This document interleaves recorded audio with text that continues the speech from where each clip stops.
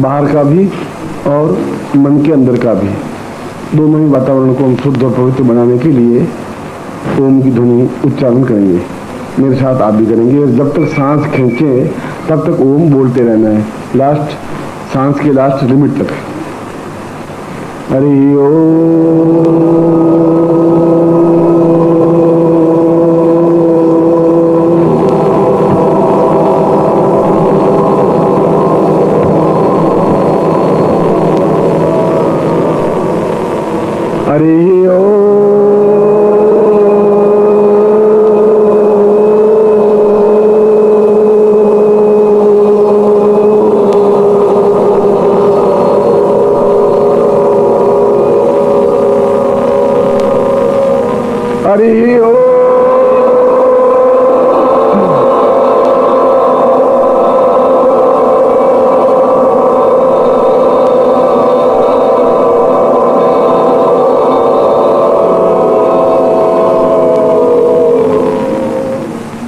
भविष्यन्दुराम पूर्वाय तोस्मानं सकृते कल्याणतां दीर्घो तोस्मानं सा महालक्ष्मी आगच्छ पूर्णत्वं शास्त्रधि पवित्रे स्थो पूर्णा दीर्घा तोस्मानं सातव्यं संपदे मृत्यं मोजोति पूर्णा सा पवित्र दिवसे सुनाम धन्य दिवसे सा चैतन्यं परिपूर्णा तोस्मानं सातव्यं संपदे।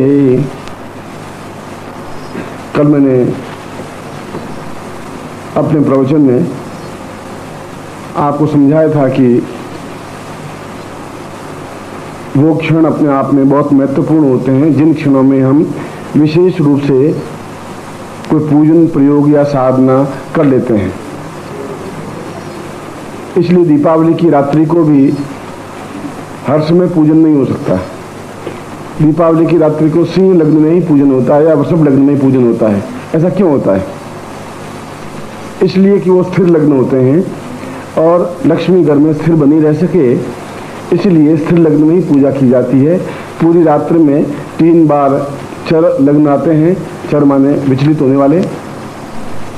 3 बार द्विस्वभाव लग्न आते हैं जो चर भी होते हैं स्थिर भी होते हैं, और 3 बार स्थिर लग्न आते हैं जो स्थायित्व देने वाले समय हैं, क्षण हैं। लक्ष्मी की साधना या पूजा दीपावली की रात्रि को या तो वृषभ लग्न जो कि स्थिर लग्न है या सिंह लग्न में ही की जाती है। क्यों स्थिर लग्न में और सिंह लग्न में क्यों जाती है? इसलिए कि घर में पूर्ण रूप से लक्ष्मी स्थायित्व हो सके। यह तो पूरी रात्रि दीपावली की रात्रि ही कहलाती है। इसलिए उस समय में जो कुछ भी किया गया कार्य हो वो अपने आप में अत्यंत उज्जवल और श्रेष्ठ और सिद्ध होता है। मनुष्य के भाग्य में कोई आवश्यक नहीं है कि वो महालक्ष्मी या लक्ष्मी लिखी हुई हो, ऐसा आवश्यक नहीं है।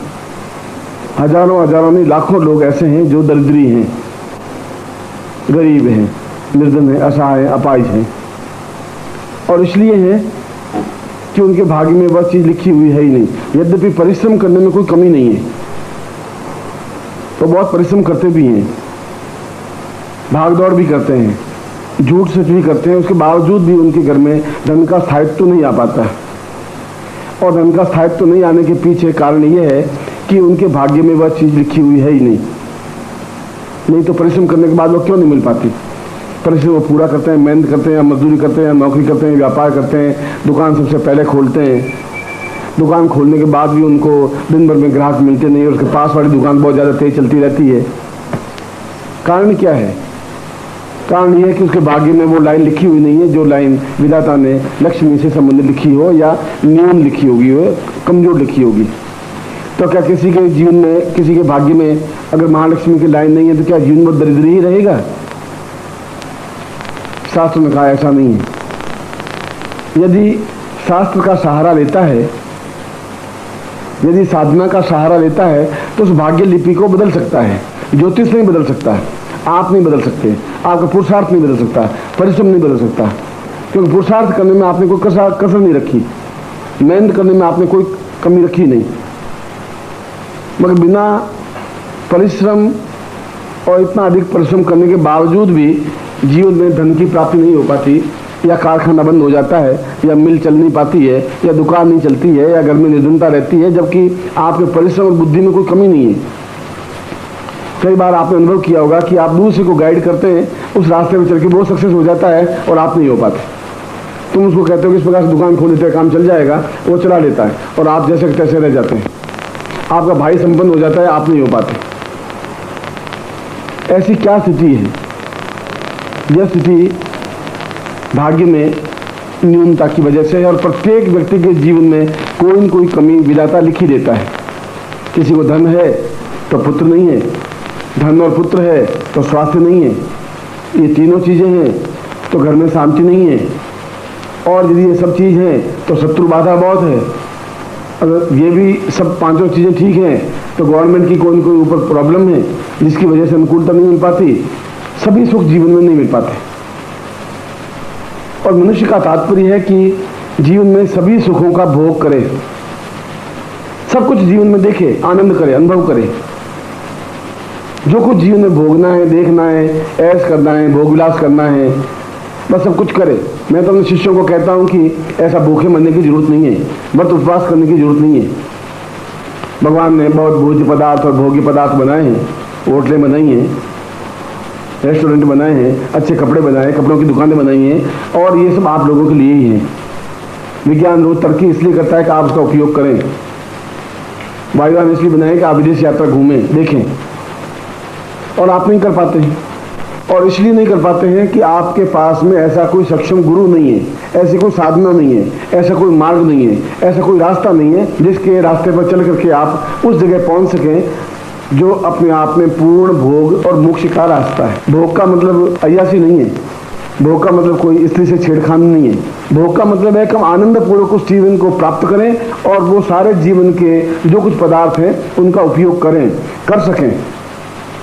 शरीर है और आप खा नहीं पाए, डॉक्टर ने बना कर रखा है, वो आपके सामने आपके नौकर हलवा खा रहे हैं, आप बैठे बैठे देख रहे हैं, दाल का पानी पी रहे हैं। तो डॉक्टर ने कहा कि आप दाल का पानी, मूंग का दाल का उबला वो पानी पी सकते हैं, बाकी कुछ खा नहीं सकते। और वो हलवा पूरी उड़ा रहे हैं, आप मन में कुड़ रहे हैं, सारा मेरे ही घर का घी खा रहे हैं, सारे कुछ कर नहीं रहे। आप ड्राइविंग कर नहीं पा रहे हैं, बैठे हैं पीछे। मैंने सेठ जी को देखा है, सेठ जी का नाम तो नहीं बताऊंगा मगर आपकी दिल्ली के ही हैं, और कुल 128 किलो वजन है। कार के अंदर वो घुसते हैं तो कार में ये कंधा थोड़ा सा कार में डालते हैं, पीछे से नौकर धक्का देता है एकदम से, तो धड़ से अंदर घुस जाते हैं। मैं बिल्कुल दिल्ली की घटना कह रहा हूँ, नाम उचित बताना उचित नहीं है, मगर ये स्थिति होती है। कार में बैठ गए तो उनके लिए स्पेशल वो पीछे की सीट बनाई हुई है। मेरे घर में आए थे बड़ी मुश्किल से, सोफे पर बैठे तो सोफा धड़ से उनके साथ सोफा के नीचे बैठ गए। उनके महाराज आप बहुत धन्य कि सोफा मजबूत होना चाहिए। मैंने कहा मुझे थोड़ी मालूम था कि आप सोफे पर आके बैठेंगे। उनके लिए स्पेशल स्प्रिंगदार वो नीचे कार की सीट लगाई और इंजन को स्टार्ट कर 3 बार हर करके रुक जाती है, चौथी बार वो गाड़ी स्टार्ट होती है।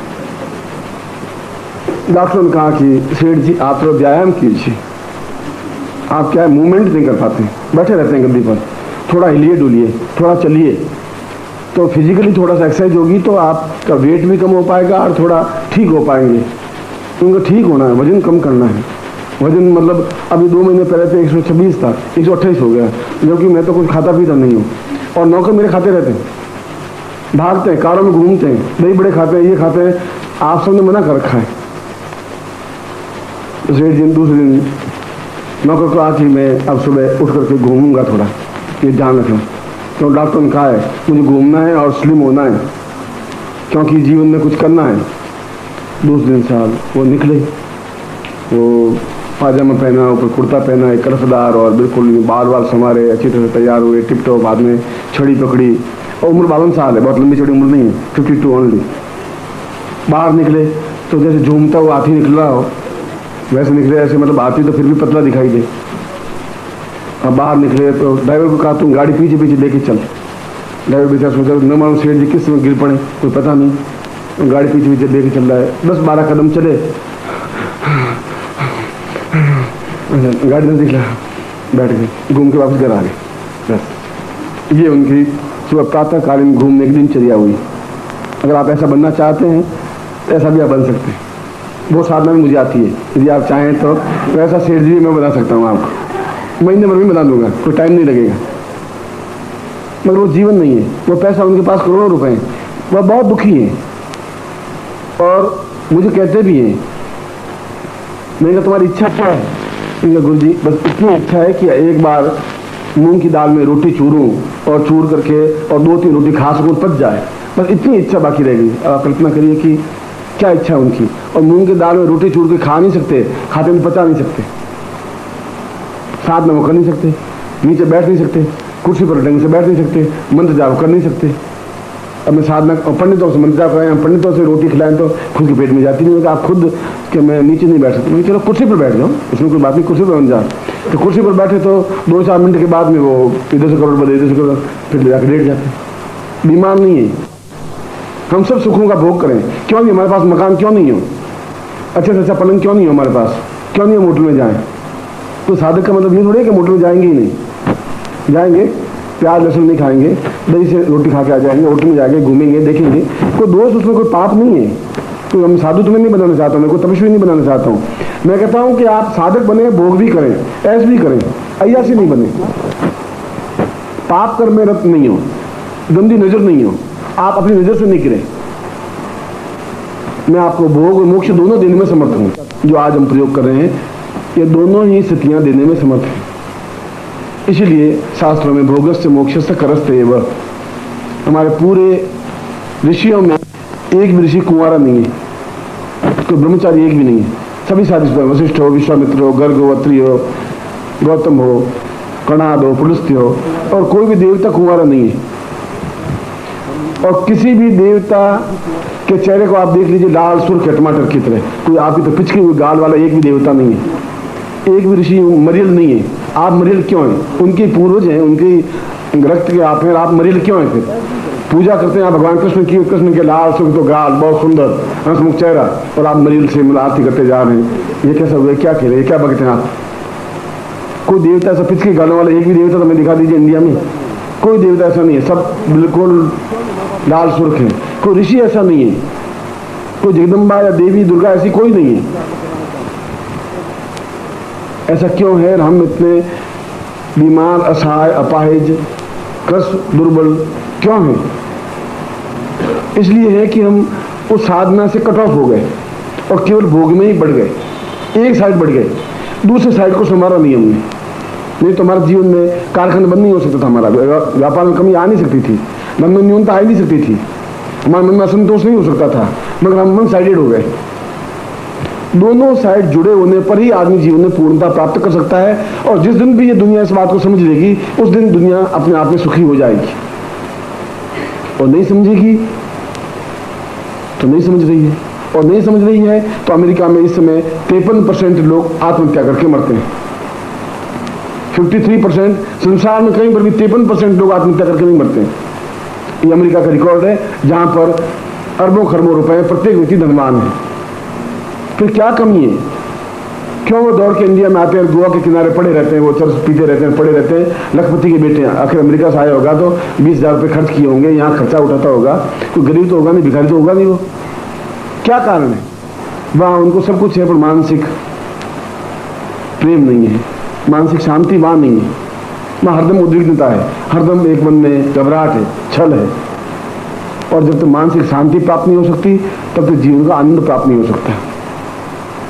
और जीवन का आनंद प्राप्त करने के लिए धन की नितांत आवश्यकता है, आज के युग में है, और पहले के जमाने में भी थी। कल भी मैंने ये बताया था कि धन का सदुपयोग हो, दुरुपयोग नहीं हो। और जब धन का सदुपयोग होगा, तब जब हमारी चित्त वृत्तियां अपने आप में स्पष्ट होंगी, जब हम किसी गुरु के शरण में होंगे, किसी देवता के शरण में होंगे, किसी तीर्थ के शरण में होंगे, हमारा कुछ समय उन कार्य में व्यतीत होगा। 24 घंटों में आधा घंटा भी हमारा जो इष्ट होगा, जो भगवान होगा, जो देवता होगा, जो गुरु होगा, जो समर्थ गुरु होगा, जो योग्य गुरु होगा, जो जीवंत गुरु होगा। गुरु फ्रॉड भी हो सकते हैं, और 98% गुरु फ्रॉड है। मैं 2 साफ बता रहा हूँ। फ्रॉड इसलिए है कि उनको ज्ञान कुछ है ही नहीं, और वो अपने आप में मोटे ताजे सन मुसन बने हुए, भगवान कपड़े पहने हुए, जटाएं बढ़ाए हुए, तिलक लगाए हुए बैठे हैं, और आप एकदम से दंडवत प्रणाम करते हैं, बच्चे खुश तो।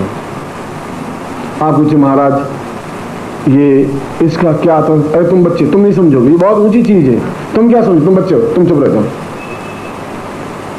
अरे महाराज मुझे समझाइए सही, श्लोक का अर्थ क्या है, ये कौन सा श्लोक है, मैं गणपति पूजन करूं तो कौन से तुम नहीं समझ सकते, तुम बच्चे हो, तुम बैठ जाओ। अब तुम बच्चे हो कि वो बच्चे हैं, ये तो मुझे तो समझ में आया नहीं, मगर वो तुम्हें दबा करके बैठ जाते हैं और आप चुपचाप बैठ जाते हैं। और थोक के भाव गुरु एक दो नहीं है। हरिद्वार चले जाइए तो आप जितने चाहिए उतने मिल जाएंगे आपको, 200, 300, 500, 700, 1000, 2000, बहुत बैठे। मथुरा में बैठे हैं, काशी में बैठे हैं, कांची में बैठे हैं, सब बैठे हैं। वे गुरु नहीं है, वे अपने आप में एक पूजा पाठ करने वाले पंडित हैं। वे ब्राह्मण हैं, क्यों ब्राह्मण कुल में जन्म लिया, ब्राह्मण हैं। वे पूजा पाठ करने वाले व्यक्ति हैं, उनके प्रति मेरा प्रणाम है, मगर वे गुरु शब्द नहीं बन सकते। गुरु शब्द का अर्थ है कि अपने शिष्य को उस जगह पहुंचा दे जहां वो चाहता है, गुरु उसको कहते हैं। और गुरु भी दो तरह के होते हैं। एक गुरु जो अपना भी स्वार्थ सोचता है, सामने वाले का भी स्वार्थ सोचता है, वह गुरु। वो सोचता है कि इससे भी कुछ न कुछ प्राप्त होता रहना चाहिए। भैया तुम शिष्य हो, तुम बहुत अच्छे हो, एक मेरे मंदिर बनाना है तो मूर्ति तुम लगाओगे, शिखर तुम बनाओगे, एक कमरा तुम बनाओगे। ये गुरु ज्ञान तो है। और एक दूसरा शब्द और बनाया है, उसको सदगुरु कहा गया है। सदगुरु का मतलब है कि अपने आप में उच्च कोटि की साधनाओं में सिद्ध व्यक्ति, जो बड़ी सामान्य हो, वह चाहे सरल हो, चाहे सुदामा अपना में दर्जी था, फटे हुए कपड़े थे, मगर विद्वान था। वो वही उस जगह पड़ा था जहां कृष्ण पड़े थे, उस शांतिपन का वो शिष्य था। कपड़ों के माध्यम से गुरुत्व नहीं आंका जा सकता, और हम कपड़ों की पूजा करने लग गए हैं, गुरुत्व की पूजा करना भूल गए हैं। ये हमारे जीवन की न्यूनता आ गई पिछले 500 वर्षों में, इसलिए हम पिछड़ गए। हमने कपड़ों का आदर करना सीख लिया। चमकीले भगवे कपड़े हैं तो हमारे एकदम से हाथ जुड़ जाते हैं, नीचे पड़ जाते हैं और जेब से 100 रुपए का नोट निकल जाता है उनके सामने। और जो कोई मरियल सा गुरु बेचारा गरीब दुर्बल हो और विद्वान हो तो 100 रुपए का नोट दबा करके 2 रुपए का नोट निकाल कर उनके सामने रख देते हैं। सोच अंदर क्योंकि हम गणित करना, हिसाब लगाना भूल गए। अमेरिका का सबसे पहला राष्ट्रपति था इब्राहिम लिंकन, और लिंकन के बारे में आपने पढ़ा होगा। अमेरिका का सबसे पहला राष्ट्रपति वही था। अत्यंत ही सामान्य और सरल जीवन जीने वाला राष्ट्रपति तो था, व्हाइट हाउस में था, मगर बहुत साधारण कपड़े पहनता, पैदल जाता, बाहर भी निकलता तो पैदल निकलता, रात की सवारी को यात्रा नहीं देता, उसमें बग्गी होती थी, बग्गी में नहीं बैठता वो, और सरल से सरल कपड़े पहनता, बहुत मामूली कपड़े पहनता। एक दिन वाशिंगटन में उनके सम्मान में भोज दिया गया, राष्ट्रपति के सम्मान में, न्यूयॉर्क से उनको आना था। तो वो तो अपने सामान्य कपड़े पहन करके आगे गेट पे आए, गुरु बताया दूर यहाँ राष्ट्रपति का भोज, तुम दूर हटो, उन धक्के मार के निकाल दिया दरबार में। गेट पर जो बैठते सुरक्षा कर्मचारी, उसने कहा कि भाई मैं ही हूँ, लिंकन हो जिसके भोज चल रहा वो मैं ही हूँ। अरे सारा उर्दू का पट्टा बोल, ये राष्ट्रपति सारा टके का आदमी राष्ट्रपति। उसने कहा कि आप अंदर जाके पूछ लो, किसी को बुला के दिखा दो, मैं वही हूं जिसके बारे में इंतजार करें, आधा घंटा ज्यादा हो गया है, मैं ही अमेरिका के राष्ट्रपति। उन्होंने कहा 2 थप्पड़ मारे, हटा दिया पीछे। बड़ा गुस्सा है साला। और वो अंदर इंतजार करें, राष्ट्रपति महोदय नहीं आए, बहुत बिजी होंगे, राष्ट्रपति महोदय आए हुए हैं। तो घर गए, पास में घर था, घर जाकर के पैंट वैंट पहना, टाई पहने, सूट पहना, और एकदम चेहरे पर क्रीम पाउडर लगा करके एकदम से, और बग्गी में बैठे, बग्गी में आए, और एकदम से आए और सबने सैल्यूट मारी, एकदम से बग्गी अंदर चली गई। राष्ट्रपति अंदर चले गए, राष्ट्रपति की जय हो, राष्ट्रपति जो है, उनकी जो कुर्सी थी वहां बैठे, बाकी सब मंत्री जो भी थे, जहाँ भोज था वो बैठे। और परंपरा ये होती है कि जो बड़ा हो पहले वो भोजन शुरू करे तो बाकी लोग भोजन शुरू करें, ऐसा नहीं वो तो बैठा रहे बाकी लोग खाना शुरू करते हैं। जैसे हमारे शादी ब्याह में होता है, दुल्ला बड़े कन फूटे दुल्ला, अपन तो शुरू करो, कहीं खत्म हो गया चावल तो मुश्किल हो जाएगी, पहले अपन शुरू करो। और परंपरा ऐसा है नहीं। वो राष्ट्रपति खड़ा खड़ा बैठा देखता रहा, बाकी लोग देखते रहे क्या हो गया, खाना शुरू नहीं कर रहे। तो मंत्री महोदय ने इशारा किया, आप खाना शुरू करो, तो बाकी लोग भी खाना शुरू करेंगे, पहले आप शुरू करेंगे। इन कोट का कॉलर पकड़ा और सब्जी में डुबोया, फिर बाहर निकाल दिया। फिर कोट का कॉलर पकड़ा, फिर रोटी भी चुबाया, फिर बाहर निकाल दिया। फिर कोट का कॉलर, लोगों ने सोचा राष्ट्रपति क्या कर रहे हैं, ये आदमी एक मजाक कर रहे हैं। फिर उन्होंने थोड़ा पूरी का टुकड़ा तोड़ा और उसके चोड़ा लगाया कोट के कॉलर के, फिर हटा दिया। 2-3 सब्जियों गए, मंत्री के आप कर क्या रहे हैं, लोगों ने पूछा। उन्होंने कहा कि मेरी इज्जत यहाँ कुछ नहीं है, इस कोट की इज्जत है, मुझे 3 बार धक्के देके निकाल दिया था, ये कोट के पहन के आया तब मेरी इज्जत शुरू हुई, इसलिए कोट की इज्जत मैं कर रहा हूँ। भाई तू है तब मैं राष्ट्रपति हूँ, तू नहीं होता तो मैं राष्ट्रपति था ही नहीं। इसलिए आप उन कपड़ों की इज्जत करते हैं, उसकी इज्जत नहीं कर पा रहे हैं। उसके अंदर ज्ञान क्या है उसको आप पहचान नहीं पा रहे हैं। कपड़े चमकीले हैं तो आप इज्जत सम्मान कर रहे हैं, जबकि आपकी अंतर्दृष्टि होनी चाहिए कि ज्ञान कहां पर है। गुरु है या सदगुरु है या पाखंडी है या दूत है या ठग है या क्या चीज है, इतनी आपकी अंतर्दृष्टि होनी चाहिए। एकदम से इतनी अंतर्दृष्टि नहीं मिलती, और इतनी अंतर्दृष्टि साधना के माध्यम से या दीक्षा के माध्यम से प्राप्त होती है कि हम असली और सही का पहचान कर सकें। और जब हम सभी तरह से संपन्न हो पाएंगे, जब सभी दृष्टियों से अपने आप में खुशहाल हो पाएंगे, तो महालक्ष्मी साधना के माध्यम से ही है। मगर ये दिन, जैसा मैंने बताया, जन्माष्टमी से लगा करके और नवरात्रि तक के दिन अपने आप में बेजोड़ दिन हैं। आप इन दिनों का महत्व नहीं समझ पा रहे हैं, इन साधनाओं का महत्व भी नहीं समझ पा रहे जो मैं करवा रहा हूं। किसान भी उस दिन नहीं समझ पा रहा है जब गेहूं, बहुत कीमती गेहूं, अच्छे से अच्छे गेहूं, बेटों को तो खिलाते हैं बाजरे की सोगरे या मक्की की रोटी खिलाते हैं, और बहुत अच्छे कीमती गेहूं जमीन के अंदर फेंक देता है वो, और उसके ऊपर और रेत डाल देता है। वो ये समझ रहा है कि आज उसका फल मुझे नहीं मिल रहा है, मगर आज से 4 महीने बाद एक एक गेहूं कम से कम 100-100 दाने लेके बाहर खड़ा होगा। वो किसान समझता है। तुम आज के दिन का महत्व नहीं समझ पा रहे हो। पर आज से 2 महीने बाद जब ये छोटी सी चीज, छोटी साधना जब हजार गुणों में आपके सामने आएगी आर्थिक रूप में, तब आप समझ पाओगे कि उस दिन हम वंचित हो गए उस ज्ञान से, उस साधना से, उस दीक्षा से। तब इसका महत्व समझ में आएगा। आज आप उस महत्व नहीं समझ पा रहे हैं, उस दिन समझ में आएगा। उस दिन किसान नहीं समझ पा रहा है, पर मैं समझ रहा हूं कि मैं जो तुम्हें साधनाएं करवा रहा हूं वह कैसी साधना है, वह अपने आप में प्रामाणिक श्रेष्ठतम साधना है। क्योंकि मैं कल भी कहा था कि मैं उसको अनुभव करने के बाद आपको बताता हूं। आपका समय बर्बाद नहीं करना चाहता, आपका एक पैसा भी व्यर्थ नहीं जाना चाहिए, अकारण नहीं जाना चाहिए, उसका उपयोग होना चाहिए, सदुपयोग होना चाहिए। और आप जब जीवन में धनवान बन पाएंगे तो निश्चय आपके चेहरे पर मुस्कुराहट हो पाएगी। आप दूसरी बार दौड़ करके आ पाएंगे, आप में गलक होगी, एक पुलक होगी, एक प्रसन्नता होगी, और आपके चेहरे को देख करके मेरे चेहरे पर भी पुलक और प्रसन्नता आ पाएगी। क्योंकि मैं आपका एक अंग हूं, एक प्राण हूं, एक चेतना हूं, एक धड़कन हूं, आपके बीच में हूं। बिना शिष्य के गुरु शब्द बन ही नहीं सकता। गुरु कौन? गुरु काय का गुरु? किसका गुरु? गुरु है मतलब शिष्य है, और शिष्य की भी कसौटी है। शिष्य क्या हो, ये मैंने आज सुबह प्रवचन में, रोज सुबह यहाँ पूजा आरती होती है तो सुबह प्रवचन देता हूँ 10-15 मिनट का, उस कैसेट में है। वो केवल सुबह लोगों के लिए नहीं है, आप लोगों के लिए बोलते हैं कि शिष्य क्या है, गुरु क्या है, ज्ञान क्या है, चेतना क्या है। और 30 रुपए में या 20 रुपए में आप बाजार में जाएं तो करीब 27 रुपए की तो वो कैसेट मिलती है, हमारे टी सीरीज की कैसेट। बढ़ाई के 5 रुपए लगते हैं, फिर रेपर 1 रुपए का रेपर, मैं गणित बता रहा हूँ, 33 रुपए लगते हैं। और यहाँ 30 रुपए इसलिए रखे हैं कि कम से कम थोड़ा बहुत तो दान होना ही चाहिए, साधना की तरफ से भी, सिद्धाश्रम परिवार की तरफ से भी होना चाहिए, कुछ कुछ होना चाहिए, जिससे कोई रास्ते से मैं इनको मार्ग पे ला सकूं, सन्मार्ग पे ला सकूं। कभी न कभी इनकी आंख खुल सके, कभी न कभी इनको ठोकर लग सके, कभी न कभी ये एहसास कर सके। यही चेतना रहती है, यही भावना रहती है। इतनी गणित आप भी समझते हैं, बाजार में कल जाके पूछ लें, मगर उसके पीछे कोई मेरा प्रचार नहीं है।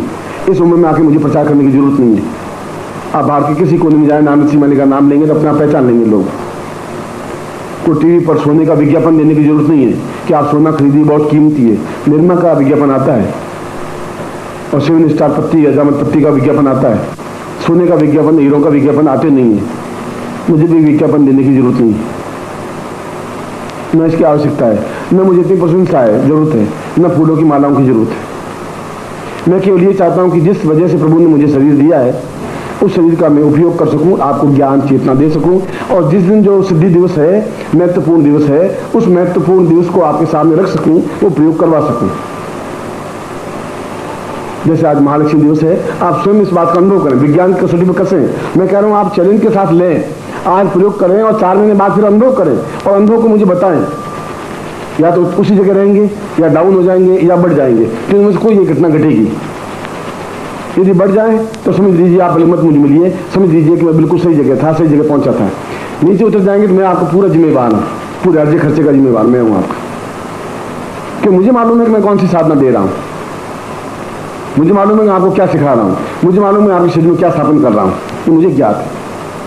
इसलिए मैं अपना में कॉन्फिडेंस में हूँ, विश्वास है मुझे, क्योंकि पूरा जीवन इस काम में बिता दिया है। जब 5 साल का था तब से शुरू किया था।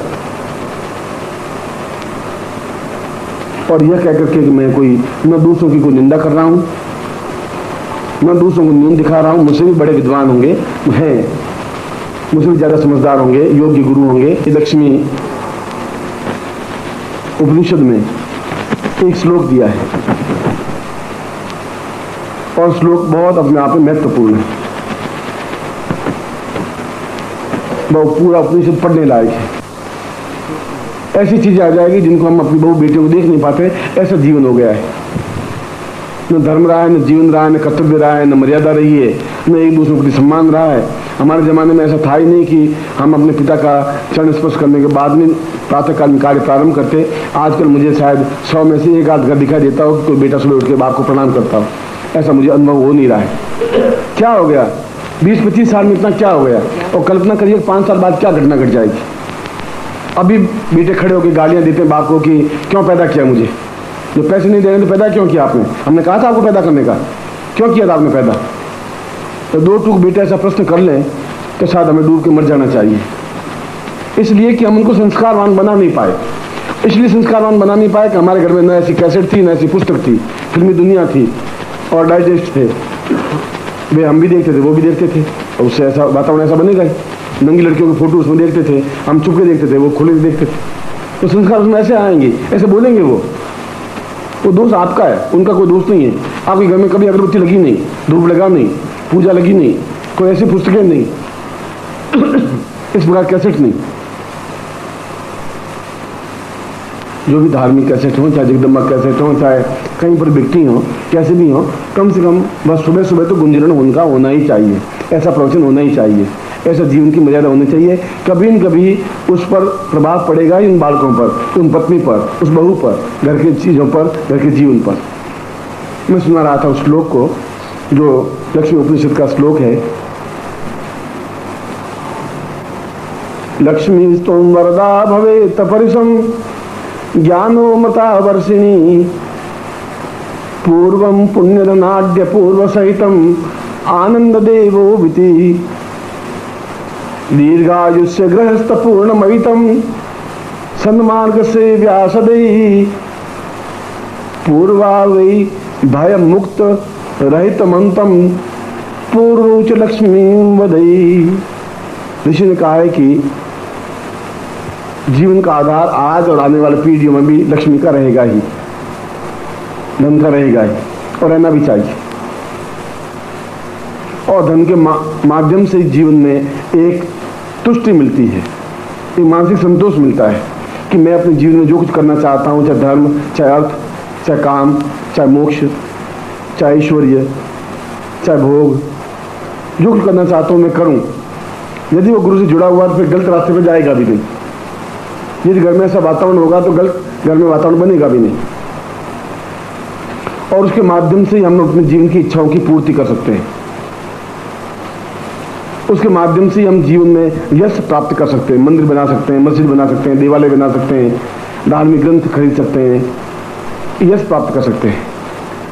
उसके माध्यम से समाज में उन्नतिशील बन सकते हैं, समाज में सम्माननीय बन सकते हैं। दान देने से कि उन्होंने मंदिर में कम से कम पत्थर जड़वाए, उन्होंने मंदिर में गुम्बद बनवाए, उन्होंने दान दिया, उन्होंने लंगर लगाया, जो कुछ भी होती है घर में टिकती नहीं, एक जगह स्थिर होती नहीं, क्योंकि लक्ष्मी तो आती है, चली जाती है। लक्ष्मी एक जगह घर में टिक ही नहीं सकती, किसी के यहाँ टिक नहीं सकती। मेरे जी में 5 रुपये में बाजार जाऊंगा तो 5 रुपये दुकान के पास चले जाएंगे, और मैं कोई चीज़ खरीदूंगा तो लक्ष्मी दुकान के पास चली गई, दुकानदार से फिर और किसी और के पास चली जाएगी। लक्ष्मी एक जगह नहीं टिक सकती। और लक्ष्मी तब टिक सकती है जब भयमुक्त जीवन हो। चौथी लाइन में ये बताया है, हरदम लक्ष्मी जितनी बढ़ेगी उतना ही भय बढ़ेगा। लक्ष्मी और भय एक साथ है। आज के युग में पड़ोसी आपसे दुश्मनी बांध देगा कि साला ये तस्करी करके, बदमाशी करके पैसा इकट्ठा किया है, ये रोड चोर है साला, आया कहाँ से, ऐसा हुआ कहाँ से, वो ऐसे करेगा जरूर। और कुछ नहीं, शिकायत आप ही करता रहेगा, सेल टैक्स में शिकायत कर देगा, इनकम टैक्स में शिकायत कर देगा, गुंडे आपको मतलब किडनैप करने की कोशिश करेंगे, कुछ न कुछ बदमाशी आपकी ज़िंदगी में भय बना ही रहेगा। हर क्षण बाहर निकलते समय आप अगर करोड़पति के बेटे हैं या करोड़पति हैं या लखपति हैं तो हरदम भय, न मालूम कब कौन चुप्पू मार दे, कब कौन किडनैप कर दे, कब कौन नुकसान पहुंचा दे, कब कोई झूठी शिकायत कर दे और वो इनकम टैक्स वाले ऐड कर दें, कब कौन सेल टैक्स वाली प्रॉब्लम आ जाए, कभी कोई कस्टमर वाली शिकायत, मतलब कोई न कोई समस्या भय लक्ष्मी के साथ जुड़ा हुआ है ही। और वो श्लोक कह रहा है उपनिषद कि भय मुक्त लक्ष्मी प्राप्त होनी चाहिए। जब भय जिंदगी में है तो फिर आप में जीवन आनंद आएगा ही नहीं, हरदम तनाव रहेगा। कहाँ रखें, कैसे रखें, कहाँ छुपाएं, करें क्या। बहुत ज़्यादा दान दें तो इनकम टैक्स पूछो इतने दान कहाँ से दिए, पैसा आए कहाँ से, तुम्हारी इनकम तो इतनी है, ये क्या है, दान कहाँ से दिए, 2 लाख रुपये दान कैसे दिए, हुआ क्या आप, ये सारा है 2 लाख रुपये टैक्स, 2 लाख रुपये पेनल्टी, 2 लाख रुपये ब्याज, और आपने छुपाया 2 लाख रुपये, वो 2 लाख के 8 रुपये बना, 8 लाख बना दी। आप सोचे सारा ये लक्ष्मी क्या, गुरु जी ने मुझे लक्ष्मी कैसे दे दी, ये लक्ष्मी दी, ये नई हेडेक पैदा हो गई सर। इससे पहले ही अच्छे थे तो ये समस्या तो नहीं थी, ये किडनी पे वाली तो हेडेक नहीं थी हमारे। कम से कम किडनी में हमारे क्या ले जाए, कुर्ता ले जा, भैया बनियान ले जा, हम हैं जैसे हैं खड़े हैं, वो करेगा तुम्हें किडनैप क्या करेगा। एक कोई व्यक्ति गरीब था तो कोई सुबह सुबह ब्राह्मण उसके घर में पहुंच गया। उन्होंने सोचा कोई अच्छे घर में पहले जाएं, अच्छी भिक्षा मिल जाए तो जल्दी बाल्टी आटे से भर जाए, तो कोई अच्छे व्यक्ति के घर में ही जाएं। उन्होंने सोचा घर ठीक है, उसके घर में गए, उसने कहा कि यजमान की जय हो। वो बेचारा आगे बाहर बैठी, उसने कहा कि तुम्हारा क्या नाम है, उनका रामचंद्र नाम है, रामचंद्र लाल। अरे रामचंद्र लाल, तेरे ऊपर तो शनि है, शनि बैठा हुआ तेरे ऊपर और बहुत दुख दे रहा है। मुझे आज तक मालूम ही नहीं था, पर दुखी तो हूँ, ये बात तो पक्की है, दुखी तो बहुत हूँ। पत्नी झगड़े करती रहती है, 1 मिनट भी आराम से बैठने देती नहीं। सुबह जाऊँ तो जी सुबह 6 बजे से लगा के 10 बजे तक इनकी सुरैया का भजन चलते रहता है। शाम को वापस आता हूँ तो नरगिस के भजन शुरू हो जाते हैं, नींद नहीं लेता हूँ तब तक गीत गाती रहती। दुखी तो बहुत हूँ। तो मैं पहले कह रहा हूँ शनि तेरे ऊपर है, कि महाराज कोई उपाय बताइए शनि का। तो आप करते क्या हो, मैं मास्टर हूँ। अच्छा तो ऐसा करता हूँ 5 किलो आटा दे दे। नहीं तो उन्हें 21 रुपये दे दे। आज 28 तारीख में 21 रुपये मैं कहाँ से लाऊंगा, ये तनख्वाह तो अब 1 तारीख को आएगी। 21 रुपये तो महाराज मेरे पास नहीं है। तो शनि फिर कैसे उतरेगा, 21 रुपये नहीं सर तेरे पास, 21 रुपये ही घर में नहीं है। चलो कोई बात नहीं, तुम एक धोती कुर्ता वो ही लिया, तो शनि अभी उतारता हूँ तेरा। वो घर गया, पत्नी को कहा कि शनि तो उतारना जरूरी है, बहुत लड़ाई झगड़े हो रहे हैं, पैसा आ नहीं रहा है। आ गया शनि उतारने के लिए, तो उनका धोती लाएगा कहाँ से, धोती तो है नहीं। ये तेरे पाजामा है, एक पाजामा पहनता है, एक धोता है, 2 कुर्ते हैं, अब वहाँ माथा फोड़ के लाएगा, लागेगा, उधार कौन देगा तुम्हें, 28 तारीख को कौन उधार देगा। कहते साफ नहीं है तो नहीं है। उनके वहाँ धोती कुर्ता तो कुछ नहीं है। उनको कैसे कंजूस के घर में पड़ गया सारा, ये सुबह सुबह कैसा मुंह दिखाई दिया। उनका चल कोई बात नहीं, तुम 5 किलो आटा दे दे, अभी शनि उतार देता हूँ तेरा। फिर पत्नी के पास गया, तुम रसोई में चल, 5 किलो आटे में शनि उतर रहा है। 5 किलो आटा, आधा किलो आटा है, 3 दिन और निकालने। ये तेरे पल्ले पड़ी, एक बार भी मैं ढंग से रोटियां नहीं खा पाई। ये 28 तारीख चल रही है, अब उधार कोई सब घर से उधार लेके आ गई हूँ, अब और कोई उधार भी नहीं देता है। 5 किलो शनि उतरा है, 5 किलो आटा नहीं। इनके माँ 5 किलो आटा तो घर में है ही नहीं, आधा किलो आटा है। ये साला ये आदमी है, चक्कर है साला, कैसा मुंह देख लिया, कैसा। उसने कहा चलो कोई बात नहीं, चल शनि उतार देते हैं, चल 1 रुपया दे दे बस, अब खाली आता नहीं, शनि उतार के जाऊंगा।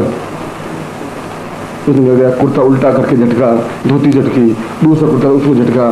पत्नी को कहा कोई 1 रुपये का तेरे पास नोट है, मेरे कर्म फूटे हुए हैं, वो क्या तुम दिया कभी मेरे पास है? सब्जी वाले को उधार पैसे, दूध वाले को उधार पैसे, ये तो अभी 1 तारीख को वो जी करें, देते नहीं है। रुपया मैं लाऊं कहाँ से, खोपड़ी से लाऊं। उसने खुद बाहर आई, महाराज नहीं है, रुपया भी नहीं है। उसने कहा कि फिर अगर शनि आ भी जाएगा तेरे बिगड़ेगा क्या, अगर शनि तेरे आ भी गया तो तेरे पास रुपया भी नहीं है, तो शनि इससे ज़्यादा नुकसान तेरा करेगा भी क्या। ठीक है शनि रहे तो रहने दे, महाराज मैं क्या करूँ। तो जैसे तुम हो उसमें तुम्हारा कोई किडनैप वाला करे बगैर क्या, क्या के लिए किडनैप करेगा। सीधा धोती को तो उतार के ले जा, कुर्ता ले जा, धोती ले जा, सर कच्चे में चले जाएंगे, हमारे क्या बिगड़ेगा सर। लक्ष्मी आएगी तो भय भी आएगा। तो उसने कहा भय मुक्त लक्ष्मी प्राप्त होनी चाहिए, और भय मुक्त लक्ष्मी के लिए अपने आप में पूर्ण साधना बगलामुखी की साधना कही गई है। बगलामुखी अपने जीवन में सभी संकटों को निवारण करने वाली, दुर्भाग्य को सौभाग्य में बदलने वाली। बगलामुखी का तो शायद ऐसा कोई भारतीय नहीं होगा जिसने नाम नहीं सुना होगा, जिसने कि किसी भी शत्रुओं पर पूर्ण रूप से प्रहार करने वाली, वज्र की तरह प्रहार करने वाली। शत्रु रहे ही नहीं जीवन में। अब सब एक शत्रुता करता है तो वह सीधा सरल चले, जिन बाधा नहीं हो, परेशानी नहीं हो, कष्ट नहीं हो, पीड़ा नहीं हो, चिंता नहीं हो, भय मुक्त जीवन बने, निर्भय, कहीं भी चले जाएं तो कोई उसके सामने टिक नहीं सके। इतनी उच्च कोटि की बगलामुखी साधना होती है जिसका कोई हिसाब नहीं होता। जीवन की श्रेष्ठतम साधना है, अद्वितीय साधना है, जो वज्र की तरफ प्रहार करती है शत्रुओं पर, हमारे पापों पर, हमारे दुर्भाग्य पर, हमारे कष्टों पर, हमारी पीड़ाओं पर, हमारे शत्रुओं पर और हमारे दुर्भिक्ष पर। और शास्त्रों में कहा है कि जिसने बगलामुखी साधना कर ली उसने जीवन में सब कुछ प्राप्त कर लिया है, क्योंकि उसके समान, बगलामुखी के समान जीवन में कहीं किसी प्रकार की कोई साधना नहीं है। चाहे लक्ष्मी साधना है, चाहे छिन्नमस्ता साधना है, चाहे कुबेर साधना है, चाहे वैष्णवी साधना है, चाहे सरस्वती साधना है, पर बगलामुखी साधना के बिना जीवन में निर्भयता नहीं आ सकती। जीवन में डर, भय, आशंका, अकाल मृत्यु, कष्ट, पीड़ा, राज्य भय, बीमारी, अशक्तता, अपाहिजता, निर्धनता, ये सब कुछ अपने आप में निवृत्ति के लिए शास्त्रों ने बगलामुखी प्रयोग को अपने आप में पूर्ण बताया है। और एक बगलामुखी प्रयोग सिद्ध होने के बाद में उसके आंखों में वह चमक, वो तेज आ जाती है कि सामने वाला उसे आंख नहीं मिला पाता है, उसकी हिम्मत नहीं पड़ती। बस 1000 लोगों के सामने अगर बोल जाए तो सामने झुक के खड़े रहते हैं। अब सब उसके सामने बोल नहीं सकते। भय, उनको राज्य भय व्याप्त नहीं हो सकता, किसी प्रकार का जीवन का भय नहीं रह सकता, अकाल मृत्यु नहीं रह सकती, घर में तनाव नहीं रह सकता, घर में दुख नहीं रह सकता, घर में दारिद्र्य नहीं रह सकता, कष्ट नहीं रह सकता, पीड़ा नहीं रह सकती। और वास्तव में जीवन की, मेरे पूरे जीवन को यदि मैं निचोड़ करके देखूं तो बगलामुखी साधना के समान और कोई साधना नहीं है। भय रहित जीवन यापन करने के लिए, भय मुक्त जीवन, निश्चिंत जीवन, निर्द्वंद्व जीवन, निर्भीक जीवन। फिर चेहरा उदास नहीं रहता, फिर मरा हुआ चेहरा नहीं रहता, फिर ऐसा नहीं लगता चेहरे पर सलवटें पड़ गई हैं, फिर ऐसा नहीं रहता कि जीवन में हर समय तनाव रहे, ऐसा कुछ नहीं रहता। जीवन अपने आप में स्वर्णिम बन जाता है, देदीप्यमान बन जाता है। जिसने महालक्ष्मी साधना के साथ साथ या 10 महाविद्याओं में से बगलामुखी साधना कर ली, वह जीवन में सब कुछ प्राप्त कर लिया। जो जीवन में न्यूनता है, किसी प्रकार की भी न्यूनता, जो कहने की हो, जो नहीं कहने की हो, जो नहीं कह सके, जो कह सके। पुत्र का विवाह नहीं हो रहा है, पुत्र आज्ञाकारी नहीं है, पुत्र के विवाह में विलंब हो रहा है, पुत्र नहीं हो रहा है, भय है, घर में लड़ाई है, झगड़े हैं, मारपीट है, तनाव है, भाइयों में दुश्मनी है, पड़ोसियों से दुश्मनी है, व्यापार में कोई समस्या है, तंत्र भय है, कोई तांत्रिक प्रयोग है, ये सब कुछ भय है। इन सब भयों से निवृत्ति केवल बगलामुखी साधना के माध्यम से ही संभव हो सकती है। इस श्लोक में भी जहाँ लक्ष्मी उपनिषद है, वहां पर भी उसने कहा कि लक्ष्मी हो, पर भय रहित हो। और भय की निवृत्ति के लिए लक्ष्मी तो लक्ष्मी प्रदान करेगी, मिठाई तो मिठाई देगी, मिठाई नमकीन बन नहीं सकती, तो मिठाई खाऊं और नमकीन होनी चाहिए, ये चल नहीं सकती। मिठाई अपने आप में स्वादिष्ट मीठी होगी, नमकीन अपने आप में नमकीन होगा। बगलामुखी अपने आप में पूर्ण जीवन के अभावों को दूर करने वाली होगी, लक्ष्मी अपने आप में धन देने वाली होगी। धन दे मगर उसका उपयोग कर सकें, भोग कर सकें और निर्भय होकर भोग कर सकें। किसी प्रकार के कारखाने में हड़ताल नहीं हो, घर में लड़ाई झगड़े नहीं हो, पति पत्नी के बीच मतभेद नहीं हो, तनाव नहीं हो, टेंशन नहीं हो, रात को नींद आराम से आ सके, जीवन निर्द्वंद्व हो सके, एक अपने आप में पूर्ण मस्ती के साथ जीवन व्यतीत कर सके। ऐसी उच्च कोटि की साधना, बगलामुखी साधना, मैं कल आप में से जो भी साधक होंगे उनको ये साधना और अद्वितीय साधना संपन्न करवाऊंगा, जो कि मेरे पूरे जीवन की हजारों साधनाओं में से यदि मैं देखूं तो श्रेष्ठतम साधना बगलामुखी साधना कही गई है। और कहता हूं क्योंकि वह है तो फिर जीवन में कोई कमी है ही नहीं। फिर लक्ष्मी आए और लक्ष्मी का भोग करें, जीवन में स्वास्थ्य प्राप्त करें, आनंद लें। जब घर में शांति हो, घर में बैठने का इच्छा होगी, राज्य भय रहेगा नहीं, उन्नति हो पाएगी और जीवन में सब कुछ प्राप्त हो पाएगा। मैं आपको धीरे धीरे उस जगह पहुंचा देना चाहता हूं जहां जीवन में कोई न्यूनता आपके रहे ही नहीं। खैर ये तो कल प्रयोग बगलामुखी प्रयोग करवा रहा हूं, पहले तो मैं इस समय लक्ष्मी साधना, महालक्ष्मी प्रयोग। सबसे पहले हम बैठ जाएं और हाथ जोड़ें, गणपति स्मरण करें।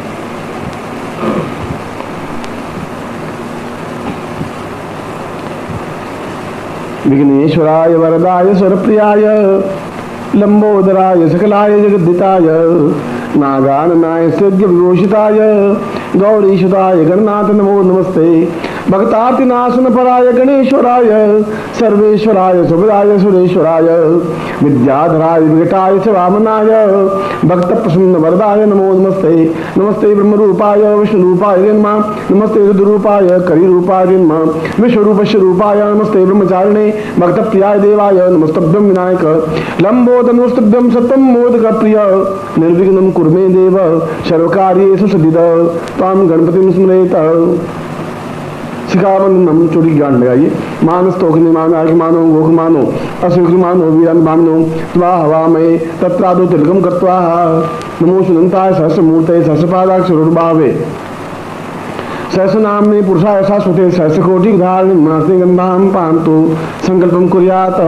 आत्म जल लेकर के संकल्प करें। ओम विष्णु विष्णु विष्णु भारत से भद्रखंडे जमुदीपे सालिमान साके बुद्धावतारे समस्ते समझने को समता 2052 भाद्रपद मासे सुखियासनायाम भौमासे अप्राप्त लक्ष्मी प्राप्त लक्ष्मी सिकासनाम सकल मानुषकामना सिद्धतम लोके वासे भाई द्वारे सर्वत्र यश विजय लाभादि प्राप्त भार्य पुत्र बांधवस्य अखिल कुटुंब सहित समस्त भय व्याधिला पीड़ा मृत्यु परिहार द्वारा आयु आरोग्य अमुक गोत्रोत्पन्नो हम अपना गोत्र बोलिए अमुक शर्मा हम नाम बोलिए ताम पूर्णत्व प्राप्त निमित्तम महालक्ष्मी जीवनताम पूर्ण सिद्धि प्राप्त निमित्तम सदगुरु प्राप्ति था सिद्धि ताम विष्णु पूर्ण सिद्धि ताम साधना तभ्यम संपर्क छोड़ दीजिए। यज्ञोपवीतम धारयामी नमः। आपके सामने यज्ञोपवीत होगा वो लीजिए खोलिए। गांठ को पकड़ के खोलेंगे तो खुल जाएगा इजीली और ऊंचा उठाइए। बल बुद्धि साहस तेजस्विता प्राप्त निमित्तम यज्ञोपवीतम परमेश्वर से लिंगोक्ता देवता नहीं होगा। यज्ञोपवीतम परम पवित्रम प्रजापति रिया सहजन पुरस्कार आयुषम ग्रम प्रतिमुंज शुभ्रम यज्ञोपवीतम बलमसु तेजाम किरणोपरियामी। सुन दीजिए। पहले दुपट्टा हटा दीजिए आराम से पूरा, फिर उसको पहन लीजिए आराम से, फिर पुराना उतार दीजिए। नहीं तो दुपट्टा बीच में अड़ेगा आपको आधा घंटा लगेगा। दुपट्टा फेंक देंगे तो जल्दी पहन लेंगे। पहन लीजिए और पुराना है तो उतार दीजिए। एतावत् पर तुम ब्रह्मत्वम धारतम मेरा जीवनता कृत्या गोगच्छ सूत्र था सुखम। अब आपके सामने माला है, पहले माला को हाथ में लीजिए, सिर्फ माला को, और दोनों हाथों में लीजिए खोल के। माले माले महामाई सर्वशक्ति स्वरूपिणी चतुर्वर्ग तस्मान सिद्धिदाम भव पूर्ण सिद्धि प्राप्त निमित्तम सा ऐश्वर्यम तेदम तुभ्यम इदमो ज्योति पूर्ण सा तुभ्यम संपर्क दे। गले में धारण कर लीजिए।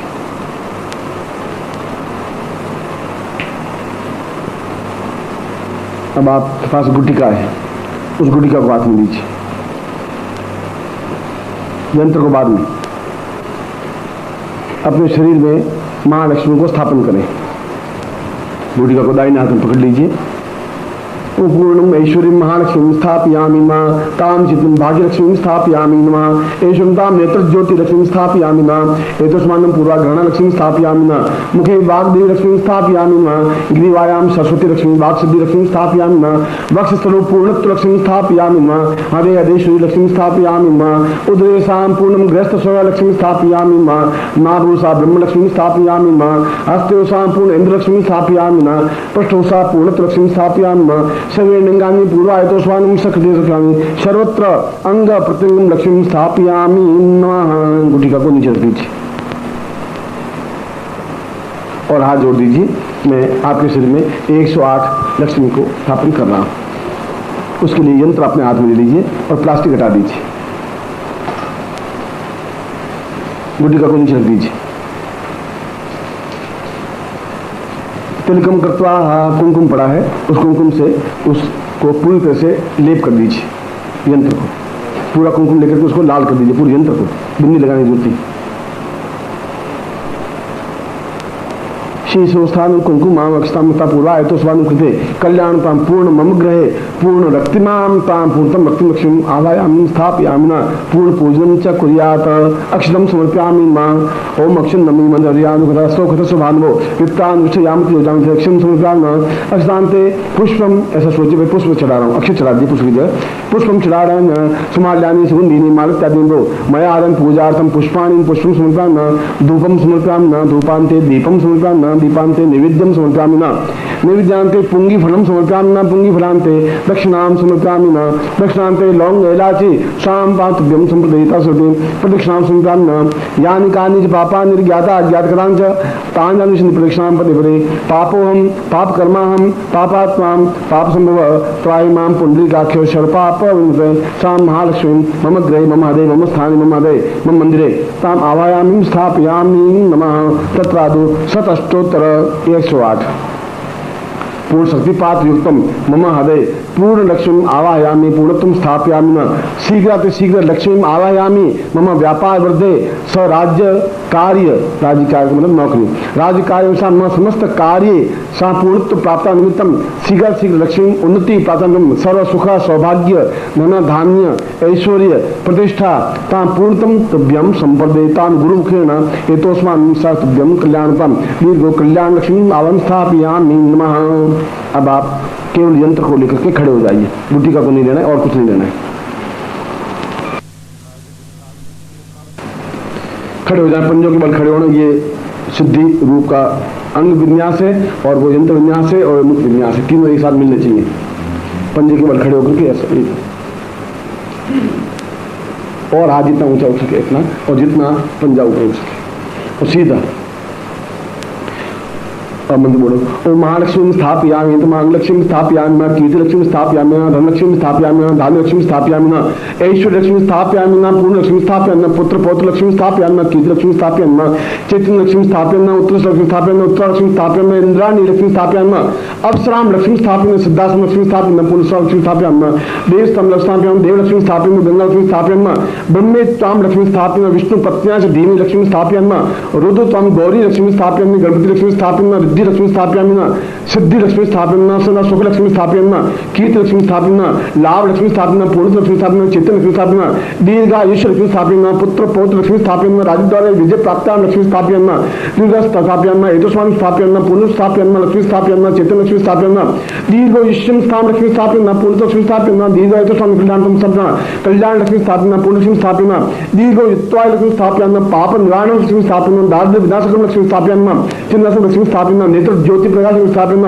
रोग निवृत्ति लक्ष्मी स्थापयामि न पूर्ण लक्ष्मी स्थापयामि न एतस्मान् लक्ष्मी स्थापयामि न आहूत लक्ष्मी स्थापयामि न पूर्ण लक्ष्मी स्थापयामि न अभाव न्यूनतां न्यून लक्ष्मी स्थापना पूर्वायतन स्तंभे पूर्वा लक्ष्मी स्थापना गुरु लक्ष्मी स्थापना गुरुत्वम लक्ष्मी स्थापना पुरुषार्थ लक्ष्मी स्थापना पौरुष लक्ष्मी स्थापना सौंदर्य लक्ष्मी स्थापना चैतन्य लक्ष्मी स्थापना नाभो लक्ष्मी स्थापना ब्रह्मा लक्ष्मी स्थापना कीर्ति लक्ष्मी स्थापना दीर्घायुष्यं लक्ष्मी स्थापयामि सा चैतन्य लक्ष्मी स्थापना पूर्ण लक्ष्मी स्थापना दीर्घायुष्यं लक्ष्मी स्थापना एतस्मान् सखते कल्याणं दीर्घायुत्वाय बला व्यवस्था से बुद्धास्वामी सहसा अथो जीव सर्व सुदम्मा देव साम पूर्वायतन शांति एतस्मानं मन शांति ग्रह शांति सुख शांति सौभाग्य शांति पुत्र पौत्र लक्ष्मी शांति पत्नी शांति ताम पति शांति सा पुरुषं पूर्वायतो स्वामी शक्ति कल्याणं दीर्घो उत्वान सा बला व्यवस्था से बुद्धास्वामी सहसा अथो जीव सर्व सुदम्मा दीर्घो अतस्मानं सखते कल्याणं पूर्णो पूर्णां भविपरां पतस पूर्णां पुनरापदां वस्तुविकायमूर् जगुं सदकतो हो पूर्णा चैतन्यसा पूर्वायतो स्वामी शक्ति कल्याणं दवापुरासि दीर्घायुत्वाय बलाय वचसे बुद्धास्वाय सहसा अथो जीव सर्व सुदम्मा दीर्घो युत्वाय या पूर्वायतो स्वामी शक्ति कल्याणं अंकं चंडं तम मर्दय मर्दय मलय मलय जागे जागे त्रोटा त्रोटा दीप्तं दीप्तं पाम किं पुं पार्थिपुणे खांकिं खुंके चदा शां शिं शुं सुमंदनाम जुने एंगस रूपे इंकाय प्रयागे लिंकाय काम रूपने बीज रूपने चामुंडां गाते जंकाय उदाने विचितावने दान दिन नोंदो श्रीपत्नी वाम दिन वाक दुश्री क्रांतिं क्रों कालिके देवी सांसी से हुंकार रूपेण भ्रांति भ्राम बिं भ्रूं भैरवी वाम इदं नानकं जन्मनापुरा एतो स्वानं समस्त ऐश्वर्य लक्ष्मी मम गृहे मम हृदये मम स्थाने आवाहयामि स्थापयामि न दारिद्र्य विनाशाय मम समस्त पुरुषां पूर्णितं ऋषिमन्यं सा तुल्यं एतस्मानं मम पुत्र पौत्र अविच्छिन्न धारा मम गृहे स्थिर लक्ष्मी आवाहयामि स्वामी गुरुमुखेन आज्ञां परिपालयन्ति श्रीश्चते लक्ष्मी स्मृत्यां बहुरात्रे पार्श्वे नक्षत्राणि रूपस्व व्यातम्मा इष्टनिखाना मम्मिखाना सवलोक मिखाना पूर्णा दीर्घा पूर्णा भविपरां पतस पूर्णां पुनरापत वस्तुनाथ मूर्तिगुं शतकतो चैतन्यं परिपूर्णातोस्मानं सक्रिय कल्याणं दीर्घश्यामतोस्मानं सा पूर्णत्वं एतोस्मानं मम समस्त शिष्याणां मम गोत्रेभ्यो मम नाम्नाभ्यां समस्त शिष्याणां पूर्ण लक्ष्यं सब अभाव दुःख दारिद्र्य कष्ट पीड़ा निवारणार्थं सुख सौभाग्य धन धान्य ऐश्वर्य अपरितां पूर्णता सात मूर्ति पूर्णा सात कल्याणकं दीर्घवसंता सहस्रमूर्ति पूर्वा सहस्राक्ष सहस्रपाद सहस्रपाद पूर्वा समस्त सौभाग्यं पूर्वा हेतोस्मानम सकृते कल्याणतम चैतन्य हेतोस्मानम पुरातन्ते दीर्घायुत्वाय बलासुरसत्त्वसुषा पूर्वायतमनम लक्ष्मी आवायामि आवायामि आवायामि स्थापयामि स्थापयामि स्थापयामि कीर्तिम कीर्तिम कीर्तिम चित्तम चित्तम चित्तम अन्नपूर्णा अन्नपूर्णा तम दीर्घाम दीर्घा दीर्घम आयुष्म आयुष्म आसम पुत्र पुत्र पुत्रम सापनोसिम धनम धनम धनम ताके पूरा समस्त मनोकामना सिद्धिथाय सा पूर्ण सिद्धिम आवायाम कीर्तम दिल्गवतो समदोराम जीवन पूर्वासा नमस्संता सहस्र पुटा हेतोस्मान पूर्वात्मत्यम इदम चिन्वति पूर्णाम विग्रहम पूर्णाम पूर्णता वस्तु जगुं सततो सा चैतन्यम परिचैतन्यम कल्याणतम वो महादेव स्वाम कीर्त वतोस्मान सा दीर्घ वतोस्मान सा समस्त रोग निवृत्तम सौंदर्य प्राप्ताय पौरुष प्राप्ताय दीर्घायुष्य प्राप्ताय सौभाग्य प्राप्ताय पूर्ण प्राप्त शीघ्र शीघ्र कार्य सिद्ध है गुरु मुखे सांपुदन तुभ्यम संपादे सीधे खड़े हो जाए। अब मैं आपको मंत्र दूंगा, लक्ष्मी मंत्र बोल रहा हूं, आप मेरे सामने मंत्र बोल, पहले मैं बोलूंगा, मैं सुनूंगा सर, आप बोलेंगे नहीं। ओम, फिर नहीं, मैं बोल रहा हूँ कैसे बोलूंगा, श्रीम, इसमें मैं, सब में म ध्वनि है इस पूरे में, बोलिए ओम श्रीम ह्रीम श्रीम ऐश्वर्य महालक्ष्मी श्रीम ह्रीम श्रीम ओम नमः ओम श्रीम ह्रीम श्रीम ऐश्वर्य महालक्ष्मी श्रीम ह्रीम श्रीम ओम नमः ओम श्रीम ह्रीम श्रीम ऐश्वर्य महालक्ष्मी श्रीम ह्रीम श्रीम ओम नमः। आप यंत्र आपके हाथ में रहेगा, हाथ खोल दें, मैं आपको आशीर्वाद दे रहा हूं। ओम मंत्रार्था सफला संतो पूर्णाम संत मनोर्था शत्रुनाम मुदिनाशोस्तु मित्राणाम मुदिस्वा ऋग्वेद यजुर्वेद सामवेद यथन ब्रह्म वाक्यस्थान तमनन्तीं तत्सत्वान् अष्टांग प्रस्थितोन्त्यं गृह्णन्ति इंद्रा चत्वारो वर्धते लक्ष्मी आयु बुद्धि यशो बलम श्रीवर्चस्मायुषम आरोग्यम मावदत्मानुमयिते धान्यं धनं पुष्पपुत्र लाभम सत्संवत्सरं दीर्घमायु यजमान पुत्रवान सुकुमार लक्ष्मीवान भवः। अब क्या करना है वो समझा देता हूँ। आपके घर में जहाँ भी तिजोरी हो, जहाँ भी गहने रखते हो, जहाँ भी कपड़े रखते हो, धन रखते हो या पैसे रखते हो दुकान में, घर में, उस गुटिका को तो उस जगह रखना है। इस यंत्र को पूजा स्थान में रखना है जहाँ आपके पूजा स्थान है। जो माला है, इस माला से खड़े होकर के एक माला मंत्र जाप करना है और केवल 21 दिन करना है, एक माला मंत्र जाप। और यदि किसी दिन आप नहीं कर सके तो आपकी पत्नी कर सकती है, आपकी बेटी कर सकती है, आपका बेटा कर सकता है, कोई भी घर का परिवार का सदस्य कर सकता है, मगर आप खुद करें तो ज़्यादा अच्छा लगेगा और उसमें केवल 10 मिनट लगेंगे, इससे ज़्यादा नहीं लग सकता है। 108-22 मिनट को उच्चारण करने में अभ्यास होने के बाद में केवल 10 मिनट लगते हैं। 10 मिनट आप खर्च कर सकते हैं, मगर ये मंत्र खड़े होकर के किया जा सकता है। घर का दीपक लगा दें, सुगंधित अगरबत्ती लगा दें, और यदि आपके घर में इत्र हो तो उस घी के दीपक में एक बूंद इत्र की डाल दें। सुगंधमय दीपक होना चाहिए, सुगंधमय अगरबत्ती होनी चाहिए, और आप भी सुगंधमय मतलब शरीर पर भी इत्र आप लगा सकते हैं। इसमें कोई जरूर नहीं है कि आप ऐसे ये पहने ही, मतलब धोती पहने हुई होनी चाहिए, ऊपर ये चादर होनी चाहिए, कुर्ता पहन सकते हैं मगर ऊपर चादर ही होनी चाहिए, और सुगंधमय आप हों, और गुलाब के पुष्प से आप इस यंत्र की पूजा करें। यदि गुलाब के पुष्प नहीं है तो कोई पुष्प हो, कोई पुष्प नहीं है तो चावल हो।